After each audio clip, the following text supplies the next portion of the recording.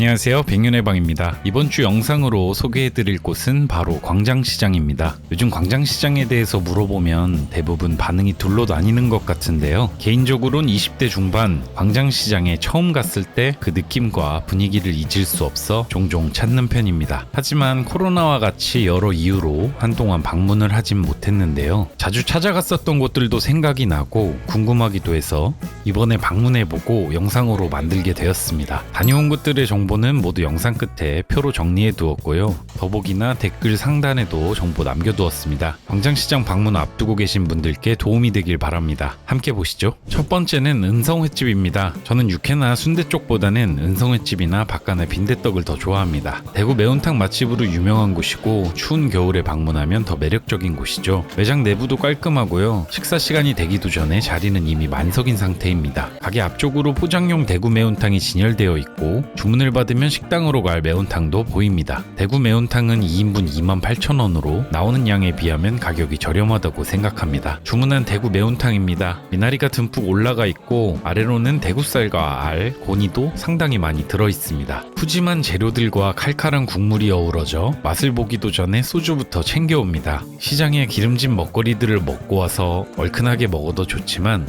혹시나 줄이길까봐 저는 항상 발길이 은성횟집부터 향합니다. 고소한 알과 고니가 정말 푸짐해서 먹다 보면 탕은 줄지 않는데 소주만 줄어드는 기이한 현상이 발생합니다. 얼큰해 보이는 국물은 콩나물과 새우가 함께 우러나며 시원하고 달큰해 맛이 좋고요. 국물이 더 필요하면 리필도 가능합니다. 별다른 사리도 없고 대구탕 단일 메뉴지만 묵직하면서 시원한 국물이 일품인 은성횟집. 큼직큼직한 재료들만큼이나 맛도 좋으니까요. 광장시장에 가신다면 들려보시길 추천합니다. 다음은 박간의 빈대떡입니다. 순이네와 함께 광장시장에서 제일 유명한 곳으로 둘 다 너무 맛있지만 좀 더 이것저것 먹을 수 있는 박간회를 더 선호하는 편입니다. 2층으로 자리 안내받아 올라갔고요. 보시는 메뉴에는 없지만 별도로 받은 메뉴판에 있는 맷돌 빈대떡과 고기 환자를 주문했고 추가로 잔치국수도 주문했습니다. 사실 시장을 오는 이유가 분위기도 있지만 이런 저렴한 가격에 맛있는 먹거리를 먹을 수 있는 점이라고 생각하는데요. 가격이 많이 오르긴 했지만 빈대떡 5,000원과 고기 환자 2장을 6,000원에 먹을 수 있다니 이 구성은 정말 가성비가 좋다고 생각합니다. 특히 저는 이 고기 환자가 너무 맛있어서 먹고 포장도 해왔는데요. 어릴 때 학교 앞 분식집에서 팔던 햄버거 패티 느낌도 나는 게 제 입맛에는 맞아서 정말 맛있게 먹는 메뉴입니다. 잔치국수도 일반적인 맛이지만 식사로 함께 먹기 좋고요. 박간회에서 또 많이 드시는 게 육회 김밥도 있습니다. 광장시장에서 제일 유명한 메뉴인 만큼 꼭 박간회가 아니더라도 빈대떡은 드셔보시길 추천합니다. 다음은 모녀김밥입니다. 일명 마엑스김밥으로 불리던 김밥의 원조 맛집인데요. 별다른 재료가 들어가 있는 것 같지 않지만 모녀김밥 특유의 이 겨자 소스를 찍어 먹으면 계속 먹게 되는 신기한 김밥입니다. 매장에서 먹으면 워낙 큰 매장을 가지고 있어서 그런지 여유로운 식사도 할 수 있어 좋습니다. 오랜만에 방문해서 습관적으로 세트 메뉴를 주문했는데 개별로 주문해도 가격 차이가 없더라고요. 꼭 세트를 시킬 필요는 없어 보입니다. 유명한 모녀김밥의 핵심인 겨자 소스와 함께 김밥이 나왔습니다. 김밥은 단단히 말린 게 특징으로 소금과 참기름만으로 간을 한다고 하는데요. 이 특유의 소스가 킥 역할을 해서 한 입 먹고 나면 입에 착 감기는 그런 맛입니다. 세트로 함께 주문한 떡볶이 양념에 찍어 먹어도 맛이 좋고요. 떡볶이는 쌀떡볶이로 떡이 쫄깃한 게 의외로 옛날 분식집 느낌도 나고 맛이 좋습니다. 녹두전은 막 구워져 나온 느낌은 아니었으나 일반적인 수준이었고요. 다시 방문했을 때는 김밥을 더 주문해서 맛있게 먹었던 떡볶이와 김밥에 더 집중하는 게 좋을 것 같습니다. 다음은 찹쌀 꽈배기입니다. 아침부터 마감까지 줄이 항상 제일 긴 곳 같습니다. 외국인 손님이 많아 남대문 야채호떡만큼이나 이곳의 맛에 대해 생각들이 다르실 것 같은데요. 개인적으로는 방금 막 튀겨져 나온 꽈배기가 정말 맛있어서 광장시장에 가면 꼭 찾아 먹습니다. 광장시장 입구에 위치하고 있고 긴 줄에 비해 순서는 빠르게 찾아옵니다. 순서가 다가올수록 꽈배기를 즉석에서 만들고 계신 모습들도 볼 수 있고요. 반죽도 직접 하시고 2시간 저온 숙성을 거쳐 만들어진다고 합니다.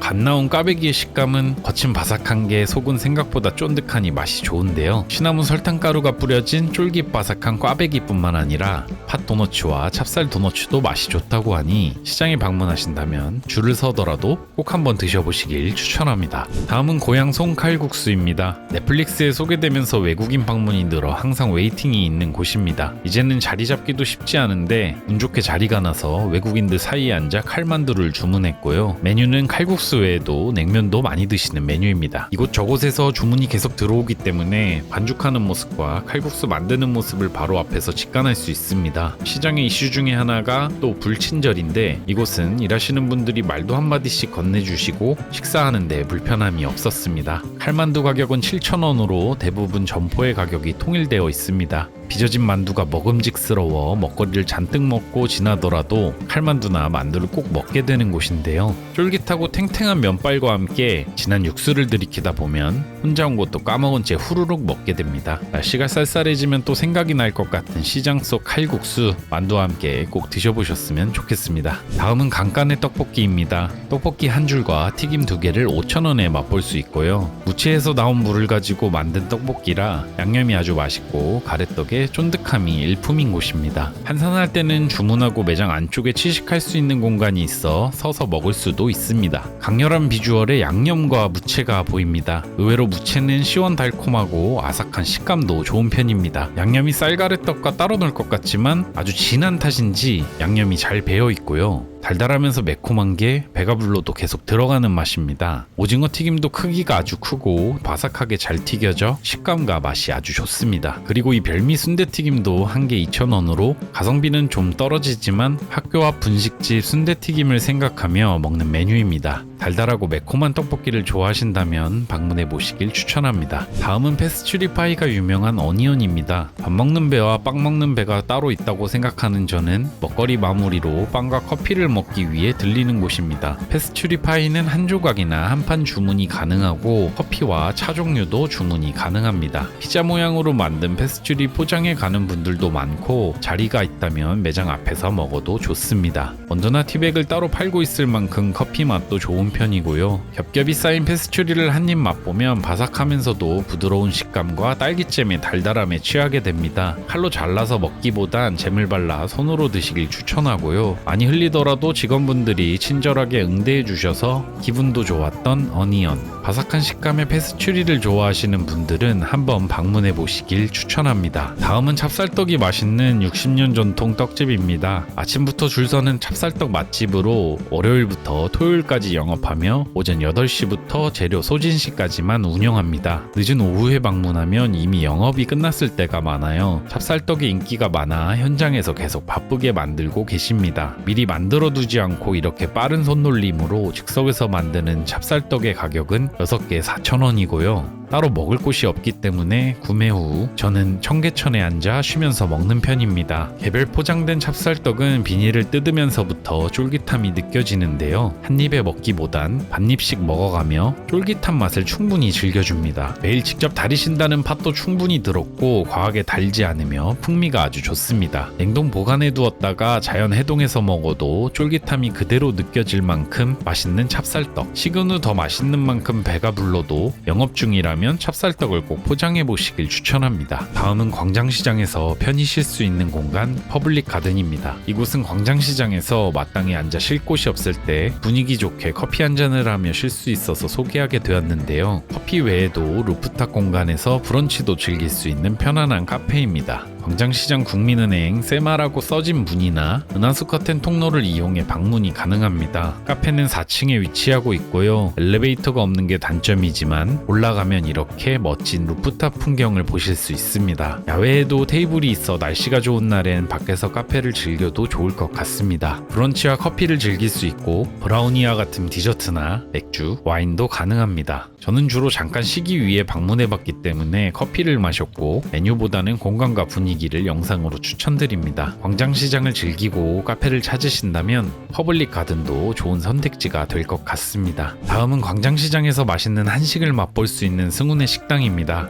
허영만의 백반기행에 나오고 더 유명해졌습니다. 4인식 테이블이 6개 정도로 내부가 좁은 편이고 2인이 방문 시에는 제육이나 찌개와 돌솥밥이 나오는 세트 메뉴 주문이 가능합니다. 저는 혼자 방문해서 1인 메뉴, 우거지, 순두부, 청국장 중 청국장찌개를 주문했습니다. 시래기 백반도 많이 드시는데 저는 청국장을 더 좋아합니다. 반찬의 구성은 조금씩 바뀌는 편이고요. 이렇게 푸짐하게 한 상을 내어주십니다. 밥을 꽤나 눌러 담아주셔서 양이 많고 반찬들도 5종류나 나옵니다. 반찬들 각각의 맛도 좋아서 찌개 없이도 밥을 먹겠다는 생각이 들고요. 먹음직스러운 청국장에는 멸치가 통으로 보이고 두부와 호박이 꽤 들어있습니다. 청국장 국물은 아주 구수하지만 멸치 육수여서인지 담백하게도 느껴집니다. 고슬고슬한 흰쌀밥에 청국장을 비벼 먹기에도 딱 좋고요. 한식은 드시고 싶으나 청국장을 못 드시는 분들은 된장에 푹 끓인 시래기 메뉴도 인기 메뉴이니 고려하시어 방문해 보시면 맛있는 식사 시간을 보내실 수 있을 것 같습니다.